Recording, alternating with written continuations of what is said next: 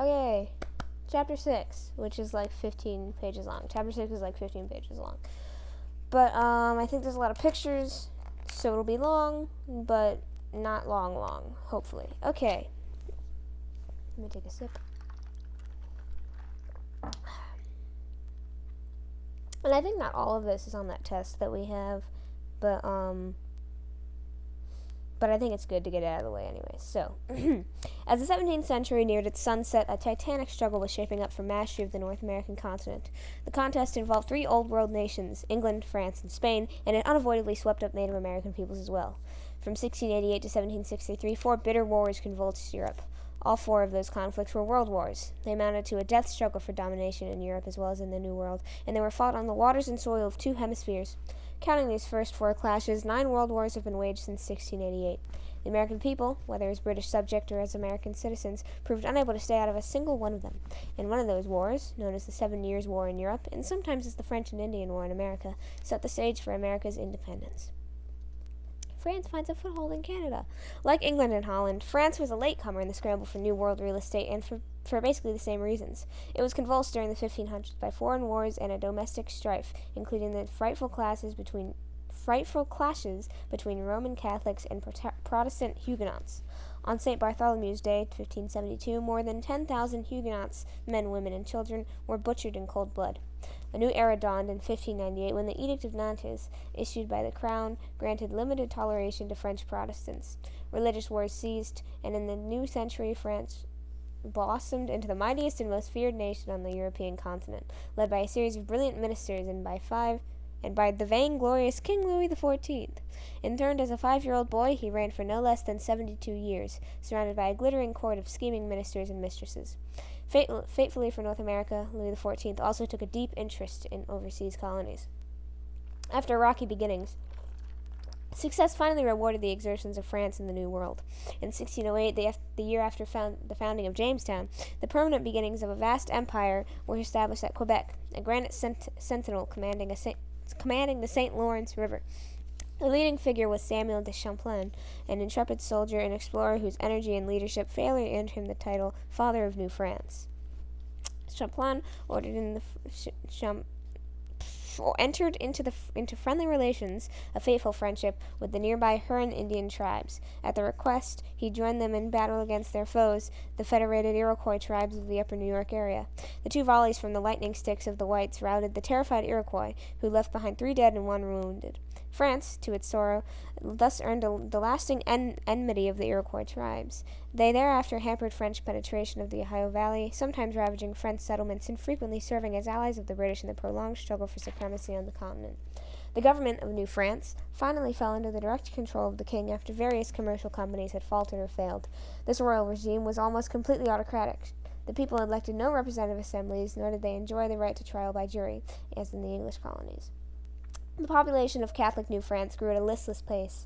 As late as 1750, only 60,000 or so whites inhabited New France. Landowning French peasants, unlike the dispossessed English tenant farmers who embarked for the British colonies, had little economic motive to move.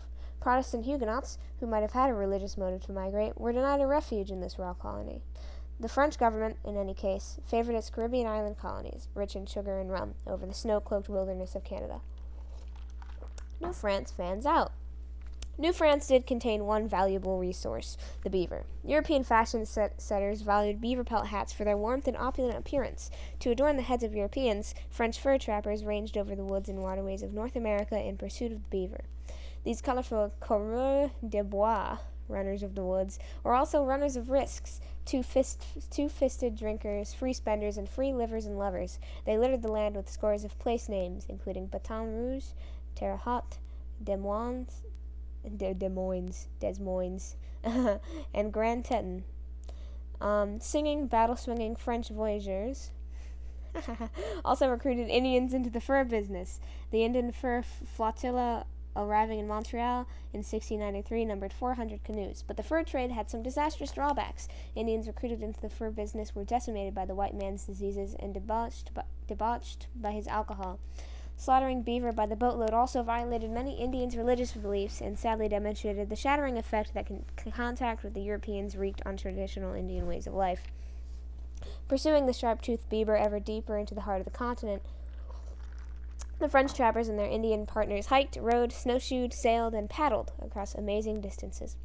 They trekked in a huge arc across the Great Lakes into present-day Saskatchewan and Manitoba along the valleys of the Platte, the Arkansas and the Missouri, west to the Rockies, and south to the border of Spanish Texas. In the process, they all but extinguished the beaver population in many areas, inflicting incalculable ecological damage. French Catholic missionaries, notably the Jesuits, labored zealously to save the Indians for Christ and from the fur trappers. Some of the Jesuit missionaries, their efforts scorned, suffered unspeakable tortures at the hands of the Indians. But though they made few permanent converts, the Jesuits played a vital role as explorers and geographers. Other explorers sought neither souls nor fur, but empire. To thwart English settlers pushing into the Ohio Valley, Antoine Cadillac founded Detroit, the city of straits, in 1701. To check Spanish penetration into the region of the Gulf of Mexico, ambitious Robert de La Salle floated down the Mississippi in 1682 to the point where it mingles with the Gulf. He named the great interior basin Louisiana, in honor of his sovereign, Louis XIV. Dreaming of empire, he returned to the Gulf 3 years later with a colonizing expedition of 4 ships, but he failed to find the Mississippi Delta, landed in Spanish Texas, and in 1687 was murdered by his mutinous men. Undismayed, French officials persisted in their efforts to block Spain on the Gulf of Mexico. They planted several fortified posts in what is now Mississippi and Louisiana, the most important of which was New Orleans. Commanding the mouth of Mississippi River, the strategic Semitropol outpost also tapped the fur trade of the huge interior valley. The fertile Illinois country, where the French established forts and trading posts at Kaskaskia, Cahokia, and Vincennes, became the garden of France's North American empire. Surprising amounts of grain were floated down the Mississippi for transshipment to the West Indies and to Europe. The Clash of Empires. The earliest contests among the European powers for control of North America, known to the British colonists as King William's War and Queen Anne's War, mostly pitted British colonists against the French coureurs de bois, with both sides recruiting whatever Indian allies they could. Neither France nor Britain at this stage considered America worth the commitment of the large detachments of regular troops. So the combatants waged a kind of primitive guerrilla warfare. Indian allies of the French ravaged with torch and tomahawk the British colonial frontiers, visiting especially bloody violence on the villages of Schenectady, New York, and Deerfield, Massachusetts. Spain, eventually filled with France, probed from its Florida base at outlying South Carolina settlements. For their part, the British colonies failed miserably in sallies against Quebec and Montreal, but scored a signal victory when they temporarily seized the stronghold port of Port Royal in Acadia, present-day Nova Scotia. I'm like dying. I can't read. Okay. Peace terms signed at Utrecht in 1713 revealed how badly France and its Spanish ally had been beaten. Britain was rewarded with French-populated Acadia, which the British renamed Nova Scotia, or New Scotland, and the wintry wastes of Newfoundland at Hudson Bay. These immense tracts pinched the St. Lawrence settlements of France, foreshadowing their ultimate doom. A generation of peace ensued, during which Britain provided its American colonies with decades of salutary neglect, fertile soil for the roots of independence. By the Treaty of 1713, the British also won limited trading rights in Spanish America, but these rights later fostered much friction over smuggling. Ill feeling flared up when the British captain Robert Jenkins, encountering Spanish revenue authorities, had one ear sliced off by a sword. The Spanish commander reportedly sneered, "Carry this home to the king, your master, whom, if he were present, I would serve in like fashion." The victim, with a tale of woe on his tongue and a shriveled ear in his hand, aroused furious resentment when he returned home to Britain. The War of Jenkins' Ear, curiously but aptly named, broke out in 1739 between British and the Spaniards. It was confined to the Caribbean Sea and to the much-buffeted buffer colony of Georgia, where philanthropist soldier James Oglethorpe fought his Spanish foe to a standstill. This small-scale scuffle with Spain and America soon emerged a large-scale war of Austrian succession in Europe and came to be called King George's War in America. Once again, France allied itself with Spain, and once again, a rustic force of New Englanders invaded New France. With help from a British fleet and with a great deal of good luck, the raw and sometimes drunken recruits captured the reputedly impregnable French fortress of Louisbourg, which was on Cape Breton Island and commanded the approaches to the St. Lawrence River. When the peace treaty of 1748 handed Louisbourg back to their French foe, the victorious New Englanders were outraged. The glory of their arms, never terribly lustrous in any event, seemed tarnished by the wiles of the old world diplomats. Worse, Louisbourg was still a cocked pistol pointed at the heart of the American continent. France, powerful and unappeased, still clung to its vast holdings in North America. So many city names. George Washington inaugurates war with France. As the dogfight intensified in the New World, the Ohio Valley became the chief bone of contention between the French and British. The Ohio country was the critical area into which the westward pushing British colonists would inevitably penetrate. For France, it was also the key to the continent that the French had to retain, particularly if they were going to link their Canadian holdings with those of the lower Mississippi Valley. By the mid-1700s, the British colonists, painfully aware of these basic truths, were no longer so reluctant to bear the burdens of empire. Alarmed by French land-grabbing and cutthroat fur trade competition in the Ohio Valley, they were determined to fight for their economic security and for the supremacy of their way of life in North America. Rivalry for the lush lands of the upper Ohio Valley brought tensions to the snapping point. In 1749, a group of British colonial speculators, chiefly influential Virginians, including the Washington family, had secured shaky legal rights to some 500 acres in this region. In the same disputed wilderness, the French were in the process of erecting a chain of forts commanding the strategic Ohio River. Especially formidable was Fort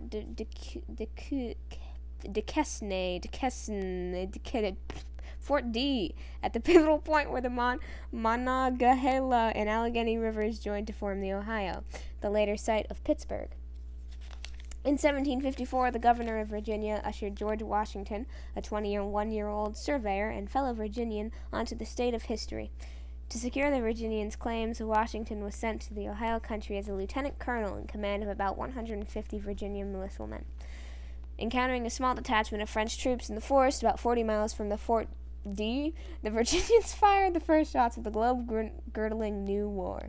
The French leader was killed, and his men retreated. An exultant Washington wrote, "I heard the bullets whistle, and believe me, there's something charming in the sound." It soon lost its charm.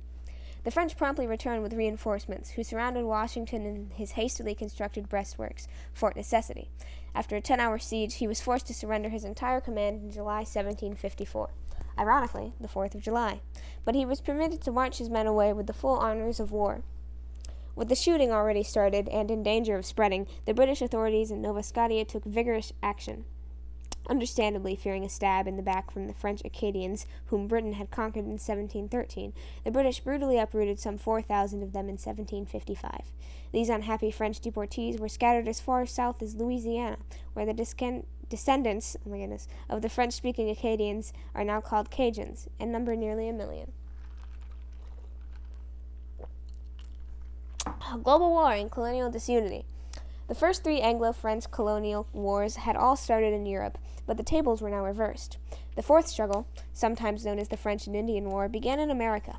Touched off by George Washington in the wilds of the Ohio Valley in 1754, it rocked along on an undeclared basis for 2 years, and then widened into the most far-flung conflict the world had yet seen, the 7 Years' War.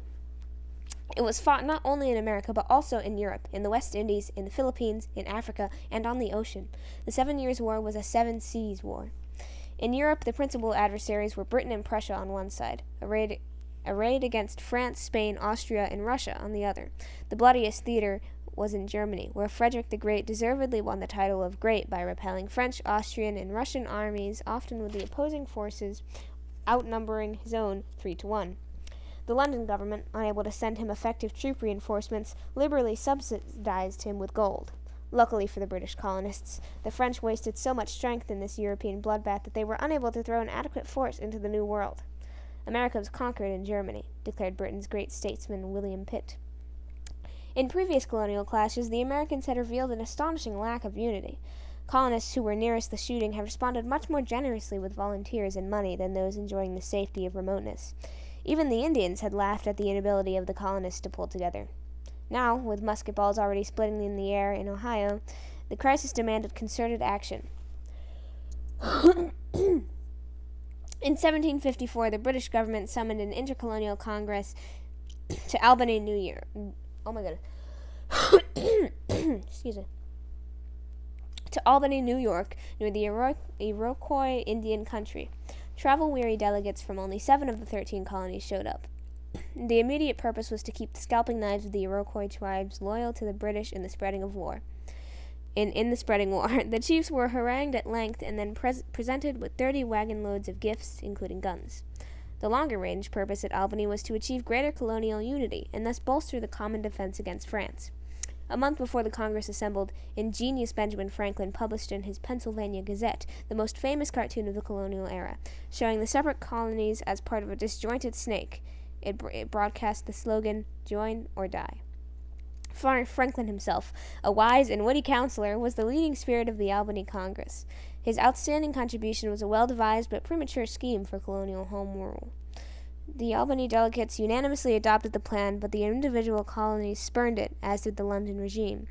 To the colonists, it did not seem to give enough independence. To the British officials, it seemed to give too much. The disappointing result confirmed one of Franklin's sage observations.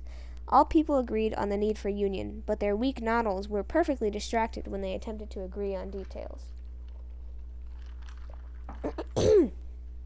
Braddock's blundering and its aftermath. The opening clashes of the French and Indian War went badly for the British colonists. Haughty and bull-headed General Edward Braddock, a 60-year-old officer experienced in European warfare, was sent to Virginia with a strong detachment of British regulars. After foraging scanty supplies from the reluctant colonists, he set out in 1755 with some 2,000 men to capture Fort D. A considerable part of his force consisted of ill-disciplined colonial militiamen, buckskins, whose behind-the-tree methods of fighting Indians won Bulldog Braddock's professional contempt. Braddock's expedition, dragging heavy artillery, moved slowly. Axemen laboriously hacked a path through the dense forest, thus opening a road that was later to be an important artery to the west. A few miles from Fort D, Braddock encountered a much smaller French and Indian army. At first, the enemy force was repulsed, but it quickly melted into the thickets and poured a murderous fire into the ranks of the redcoats. In the ensuing battle, George Washington, an energetic and fearless aide to Braddock, had 2 horses shot from under him, and 4 bullets pierced his coat. Braddock himself was mortally wounded. The entire British force was routed after appalling losses. Inflamed by this easy victory, the Indians took to a wider warpath. The whole frontier from Pennsylvania to North Carolina, left virtually naked by Braddock's bloody defeat, felt their fury. Scalping forays occurred within 80 miles of Philadelphia, and in desperation the local authorities offered bounties for Indian scalps, $50 for a woman's and $130 for a warrior's. George Washington, with only 300 men, tried desperately to defend the scorched frontier. The British launched a full-scale invasion of Canada in 1756, now that the undeclared war in America had at last merged into a world conflict, but they unwisely tried to attack a number of exposed wilderness posts simultaneously, instead of throwing all their strength at Quebec and Montreal. If these strongholds had fallen, all the smaller outposts to the west would have withered for lack of river-borne supplies. But the British ignored such sound strategy, and defeat after defeat tarnished their arms, both in America and in Europe. Pitt's Palms of Victory. In the hour of crisis, Britain brought forth, as it repeatedly has, a superlative leader, William Pitt, a tall and imposing figure whose flashing eyes were set in a hawk-like face. He was popularly known as the Great Commoner. Pitt drew much of his strength from the common people, who admired him so greatly that on occasion they kissed his horses. A splendid orator endowed his majestic voice. He believed passionately in his cause, in his country, and in himself. In 1757, Pitt became a foremost leader in the London government. Throwing himself headlong into his task, he soon earned the title Organizer of Victory. He wisely decided to soft-pedal assaults on the French West Indies, which had been bleeding away much British strength, and to concentrate on the vitals of Canada, the Quebec-Montreal area. He also picked young and energetic leaders, thus bypassing incompetent and cautious old generals. Pitt first dispatched a powerful expedition in 1758 against Louisbourg. The frowning fortress, although it had been greatly strengthened, fell after a blistering siege. Wild rejoicing swept Britain, for this was the first significant British victory of the entire war. Quebec was next on Pitt's list. For this crucial expedition, he chose the 32-year-old James Wolfe, who had been an officer since the age of 14. Though slight and sickly, Wolfe combined a mixture of dash with painstaking attention to detail. The British attackers were making woeful progress when Wolfe, in a daring night move, sent a detachment up a poorly guarded part of the rocky eminence protecting Quebec. This vanguard scaled the cliff, pulling itself upward by the bushes and showing the way for the others. In the morning, the two armies faced each other on the plains of Abraham on the outskirts of Quebec, the British under Wolfe and the French under the Marquis de Montcalm. Both commanders fell, fatally wounded, but the French were defeated and the city surrendered. The Battle of Quebec in 1759 ranks as one of the most significant engagements in British and American history. When Montreal fell in 1760, the French flag had fluttered in Canada for the last time. But the peace settlement at Paris in 1763, French power was thrown completely off the continent of North America, leaving behind a fertile French population that is to this day a strong minority in Canada. This bitter pill was sweetened somewhat when the French were allowed to retain several small but valuable sugar islands in the West Indies and two never-to-be-fortified islets in the Gulf of St. Lawrence for fishing stations. A final blow came when the French, to compensate their luckless Spanish ally for its losses, ceded to Spain all trans-Mississippi Louisiana, plus the outlet of New Orleans. Spain, for its part, turned Florida over to Britain in return for Cuba, where Havana had fallen to British arms. Great Britain thus emerged as the dominant power in North America, while taking its place as the leading naval power of the world. Restless colonists. Britain's colonists, baptized by fire, emerged with increased confidence in their military strength. They had borne the brunt of the battle at first. They had fought bravely alongside the crack British regulars, and they had gained valuable experience, officers and men alike. In the closing days of the conflict, some 20,000 American recruits were under arms. The French and Indian War, while bolstering colonial self-esteem, simultaneously shattered the myth of British invincibility. On Braddock's bloody field, the buckskin militia had been demoralized regulars huddling helplessly together, fleeing their unseen enemy. Ominously, friction had developed during the war between arrogant British officers and the raw colonial Boers. Displaying the contempt of the professional soldier for amateurs, the British refused to recognize any American militia commission above the rank of captain, a demotion humiliating to Colonel George Washington. They also showed the usual condescension of snobs from the civilized old country toward the scum who had confessed failure by fleeing to the outhouses of civilization. General Wolfe referred to the colonial militia, with exaggeration, as, in general, the dirtiest, most contemptible, cowardly dogs that you can conceive. Energetic and hard-working American settlers, in contrast, believed themselves to be the cutting edge of British civilization. They felt that they deserved the credit rather than contempt for risking their lives to secure a new world empire. British officials were further distressed by the reluctance of the colonists to support the common cause wholeheartedly. American shippers, using fraudulent papers, developed a golden traffic with the enemy ports of the Spanish and French West Indies. This reasonable trade in foodstuffs actually kept some of the hostile islands from starving at the very time when the British Navy was trying to subdue them. In the final year of the war, the British authorities, forced to resort to drastic measures, forbade the export of all supplies from New England and the Middle Colonies. Other colonists, self-centered and alienated by distance from the war, refused to provide troops and money for the conflict. They demanded the rights and privileges of Englishmen, without the duties and responsibilities of Englishmen. Not until Pitt had offered to reimburse the colonies for a substantial part of their expenditures, some 900,000 pounds, did they move with some enthusiasm. If the Americans had to be bribed to defend themselves against a relentless and savage foe, would they ever unite to strike the mother country? The curse of intercolonial disunity, present from the early days, had continued throughout the recent hostilities. It had been caused mainly by enormous distances, by geographical barriers like rivers, by conflicting religions from Catholic to Quaker, by varied nationalities from German to Irish, by different types of colonial governments, by many boundary disputes, and by the resentment of the crude backcountry settlers against the aristocratic bigwigs. Yet unity received some encouragement during the French and Indian War. When soldiers and statesmen from widely separated colonies met around common campfires and council tables, they were often agreeably surprised by what they found. Despite deep-seated jealousy and suspicion, they discovered that they were all fellow Americans who generally spoke the same language and shared common ideals. Barriers of disunity began to melt, although a long and rugged road lay ahead before a coherent nation would emerge. War's fateful aftermath. The removal of the French menace in Canada profoundly affected American attitudes. While the French hawk had been hovering over the north and west, the colonial chicks had been forced to cling close to the wings of their British mother hen. Now that the hawk was killed, they could range far afield with a new spirit of independence.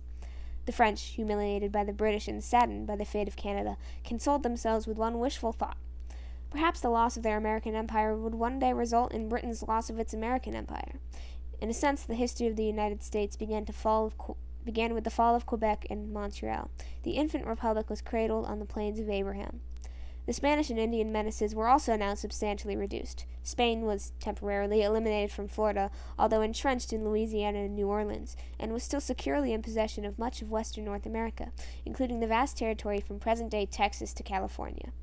As for the Indians, the Treaty of Paris that ended the 7 Years' War dealt a harsh blow to the Iroquois, Creeks, and other interior tribes. The Spanish removal from Florida and the French removal from Canada deprived the Indians of their most powerful diplomatic weapon, the ability to play off the rival European powers against one another. In the future, the Indians would have to negotiate exclusively with the British. Sensing the newly precarious position of the Indian peoples, the Ottawa chief Pontiac in 1763 led several tribes, aided by a handful of French traders who remained in the region, in a violent campaign to drive the British out of the Ohio country. Pontiac's uprising laid siege to Detroit in the spring of 1763 and eventually overran all but 3 British posts west of the Appalachians, killing some 2,000 soldiers and settlers. The British retaliated swiftly and cruelly. Waging a primitive version of biological warfare, one British commander ordered blankets infected with smallpox to be distributed among the Indians. Such tactics crushed the uprising and brought an uneasy truce to the frontier. His bold plan frustrated, Pontiac himself perished in 1769 at the hands of a rival chieftain. As for the British, the bloody episode convinced them of the need to stabilize relations with the Western Indians and to keep regular troops stationed along the restless frontier, a measure for which they soon asked the colonists to foot the bill. Land-hungry American colonists were now free to burst over the dam of the Appalachian Mountains and flood out over the verdant western lands. A tiny rivulet of pioneers had already trickled into Tennessee and Kentucky. Other courageous settlers made their preparations for the long, dangerous trek over the mountains. Then, out of a clear sky, the London government issued its Proclamation of 1763. It flatly prohibited settlement in the area beyond the Appalachians, pending further adjustments. The truth is that this hastily drawn document was not designed to oppress the colonists at all, but to work out the Indian problem fairly and prevent another bloody eruption like the Pontiac's uprising.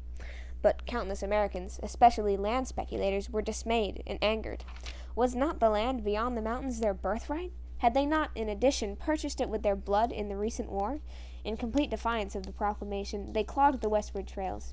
In 1765, an estimated 1,000 wagons rolled through the town of Salisbury, North Carolina, on their way up west. This wholesale flouting of royal authority boded ill for the longevity of British rule in America. The 7 Years' War also caused the colonists to develop a new vision of their destiny. With the path clear for the conquest of the continent, with their birth rate high and their energy boundless, they sensed that they were a potent people on the march, and they were in no mood to be restrained. Lordly Britons, whose suddenly swollen empire had tended to produce swollen heads, were in no mood for backtalk. Puffed up over their recent victories, they were already annoyed with their unruly colonial subjects. The stage was set for a violent family quarrel. Yahoo!